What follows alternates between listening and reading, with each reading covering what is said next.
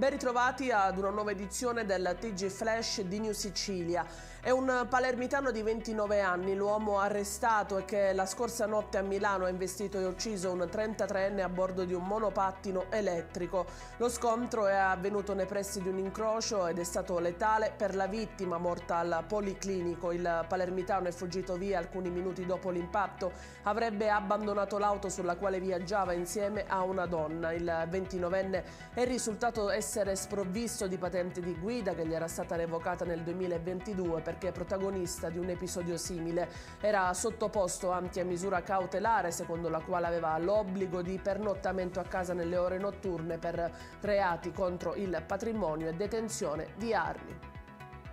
È stata dichiarata irrevocabile la sentenza di primo grado di confisca di beni e messa a carico di Stefano Polizzi per un valore complessivo di circa 2 milioni di euro. Il provvedimento è stato emesso dall'autorità giudiziaria nel maggio del 2020, adesso è stata dichiarata irrevocabile con sentenza della Corte di Cassazione. L'ingente patrimonio riconducibile all'organizzazione mafiosa Cosa Nostra è entrato definitivamente a far parte dei beni dello Stato. Attualmente Polizzi è detenuto.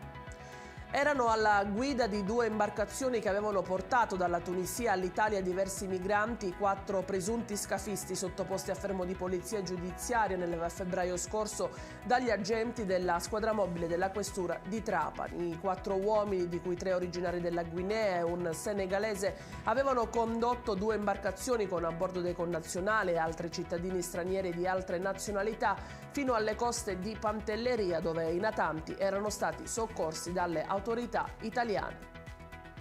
E restano bloccati a Milazzo anche nella giornata di oggi. I collegamenti previsti per le isole Eolie sono una cinquantina le navi che avrebbero dovuto rifornire gli esercizi commerciali isolani, ma che per tutto il fine settimana non potranno partire a causa delle condizioni meteorologiche avverse. A Lipari in rada hanno trovato rifugio 2 navi cisterna e una mercantile. Già da ieri pomeriggio l'arcipelago è isolato a causa del forte vento di ponente che ha raggiunto anche i 40 km/h, ingrossando il mare e rendendolo impercorribile dalle imbarcazioni.